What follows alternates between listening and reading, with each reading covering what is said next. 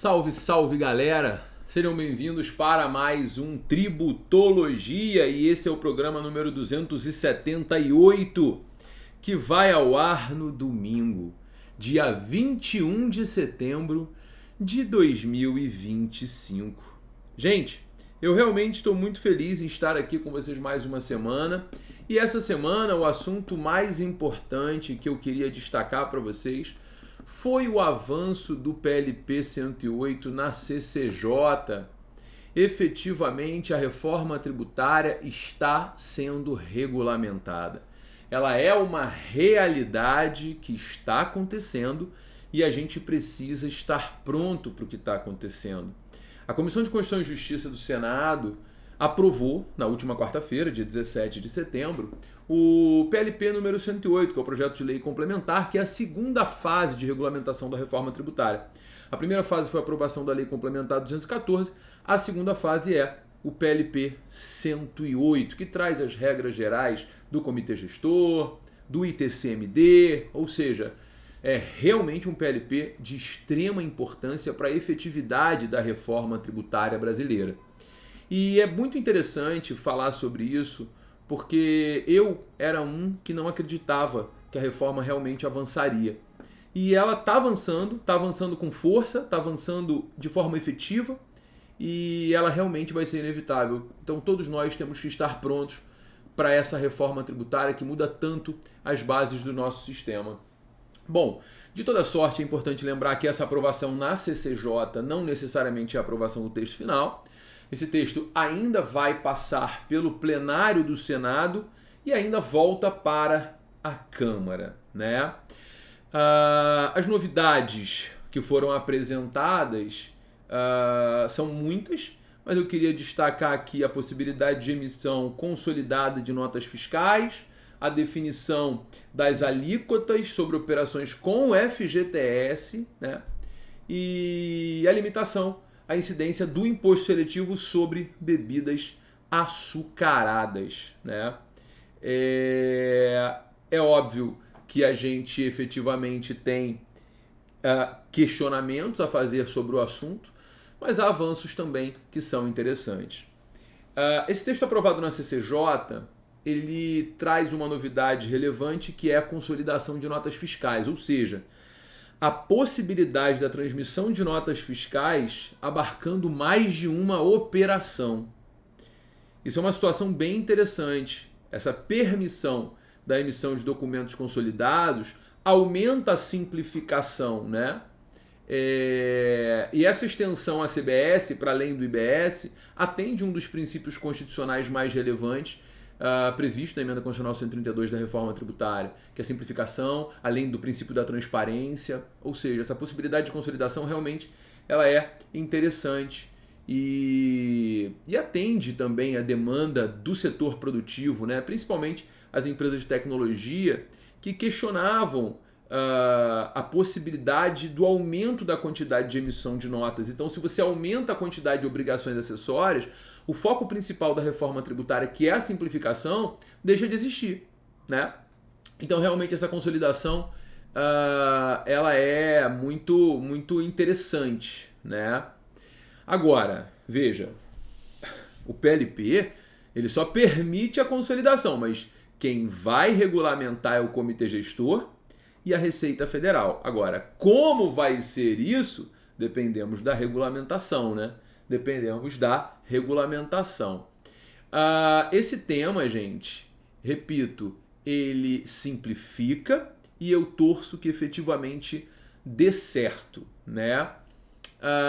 Mas, Gabriel, por que essa discussão ela realmente foi tão grande? Porque hoje é possível a consolidação das notas fiscais, né?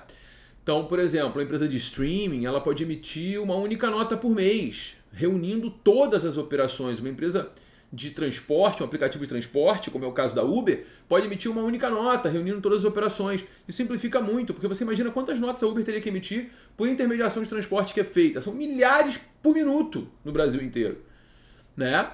Então, veja, a reforma ela previa a necessidade de emissão de nota uma a uma. Então, isso aumenta a complexidade do sistema tributário.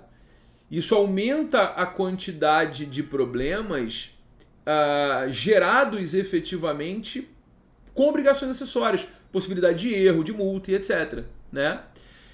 Então essa consolidação realmente ela é muito boa, ela é razoável, ela é uma ótima notícia, né, para o contribuinte no tocante à efetivação da reforma tributária. Um outro ponto também que foi aprovado na CCJ foi a questão que envolve o FGTS. Né? Houve uma emenda, essa emenda foi apresentada pelo senador Rogério Carvalho, e essa emenda foi para definir as alíquotas sobre as operações com o Fundo de Garantia por Tempo de Serviço feitas por agentes financeiros, né, e por estabelecimentos bancários. Então, nesse caso, é uma alíquota mais baixa, até porque a lógica do FGTS é atender a população, né? Então, a alíquota somada de IBS e CBS começa em 1% em 2027 e chega a 1,8% em 2033, tá? Agora, isso aí são operações com agentes financeiros e estabelecimentos bancários. A gente não está falando do agente operador propriamente dito do FGTS. Nesse caso, a gente tem a alíquota zero para os novos tributos, tá? Para o IBS e para a CBS. Então, o agente operador propriamente dito, alíquota zero. Os demais estabelecimentos bancários que fazem operações relacionadas ao FGTS, aí a gente vai ter uma alíquota que vai começar em 1% em 27, chegando a 1,8% em 33. Só que de bebidas açucaradas, né, houve um acolhimento verbal de uma emenda para impor um teto de 2% ao imposto seletivo sobre bebidas açucaradas. Tá? Eu, particularmente, emito uma opinião pessoal sobre o assunto. Eu não acho razoável. O imposto seletivo ele não tem que ter alíquota teto. Aliás, a lógica do imposto seletivo é exatamente onerar aquilo que é nocivo à saúde e que é nocivo ao meio ambiente. Se é nocivo à saúde e ao meio ambiente, não há lógica alguma em efetivamente impor uma alíquota teto. Essa alíquota teto de 2% é um absurdo. O imposto ele se esvazia. A lógica dele é desestimular o consumo de bebidas açucaradas. Então, que efetivamente se aplique uma alíquota elevada, que é a alíquota de desestímulo. Né?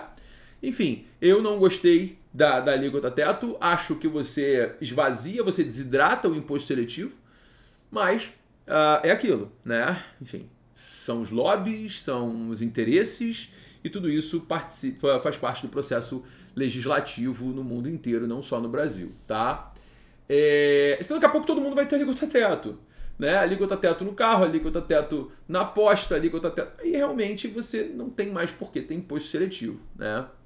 Bom, o comitê gestor do IBS, que sempre foi um impasse, né? Teve algum avanço nessa discussão na CCJ. Né? Foi proposto então um colegiado provisório entre a Frente Nacional dos Prefeitos, com 13 cadeiras, né? E a Confederação Nacional dos Prefeitos, com 14 cadeiras. Porque a Frente Nacional dos Prefeitos e a Confederação Nacional não conseguiram até agora nomear os seus representantes para o comitê gestor, que já foi instituído e já está instalado com os secretários de Estado de Fazenda, com os representantes dos estados. Né? Faltam os representantes dos municípios. Ao que tudo indica, né? Ao que tudo indica, o avanço que foi apresentado essa semana foi definir que são 13 para a Frente Nacional dos Prefeitos e 14 para a Confederação Nacional dos Municípios. Tá?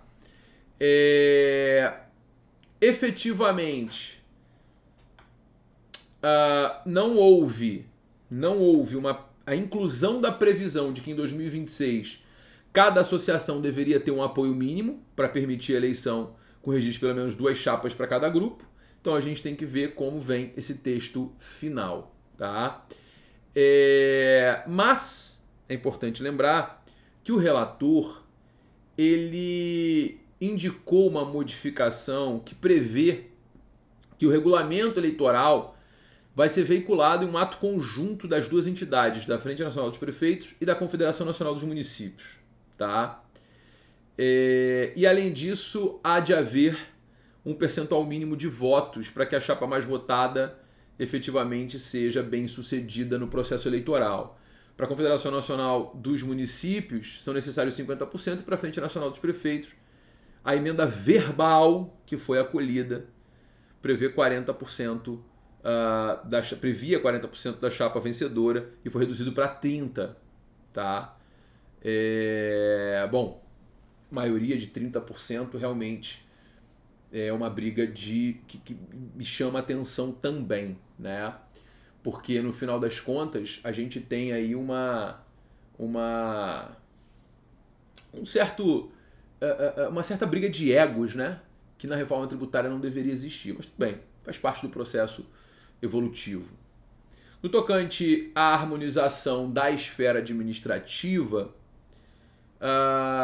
passou a haver a previsão de que o presidente da Câmara Nacional de Integração do Contencioso Administrativo do IBS e da CBS, que aliás é um órgão que não existe, que está sendo criado pelo PLP 108, ele vai ser responsável pela uniformização da esfera administrativa, caso haja entendimento distinto com relação ao IBS e à CBS.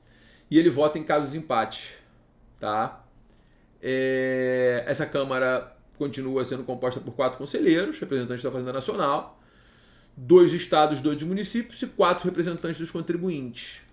Tá? E esse presidente vai votar no caso de desempate, mais ou menos parecido com o voto de Minerva lá do CARF. Né? E a presidência vai ser decidida de forma alternada, uma para o representante da Fazenda e um do comitê gestor. Tá? Vamos ver quais serão as cenas dos próximos capítulos. As decisões da Câmara Nacional de Integração, ela é efetivamente vinculante, tá? E abrange inclusive o CARF, submete inclusive o CARF. Tá? Um outro ponto que me chamou a atenção, e eu queria não podia deixar de falar, que é a questão do split payment. Né? O split payment prevê ali, né, uma alíquota fixa de BS e CBS por setor, né, e vai poder ser utilizado por qualquer empresa, não somente nos casos em que o adquirente não seja contribuinte do BS e CBS em regime regular. Tá? Então, dessa forma, o split payment, que eu acho que vai facilitar muito a vida, pelo que o governo tem dito, vai efetivamente funcionar nas operações ao consumidor e nas operações entre empresas.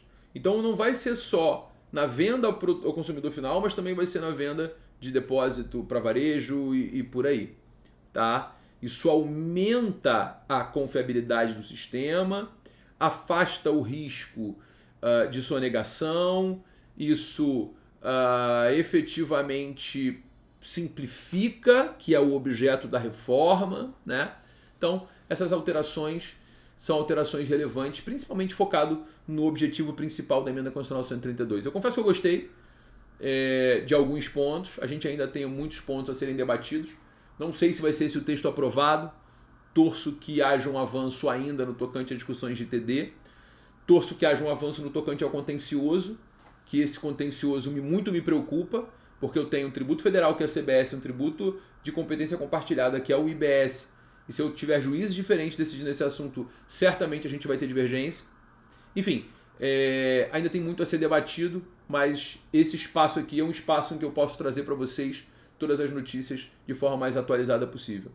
Bom, se você gostou desse Tributologia, dá o seu like, curta, compartilhe, para que mais pessoas tenham acesso. Foi um prazer estar com vocês mais uma semana. Semana que vem tem mais. Um beijo grande e até a próxima. Tchau, tchau.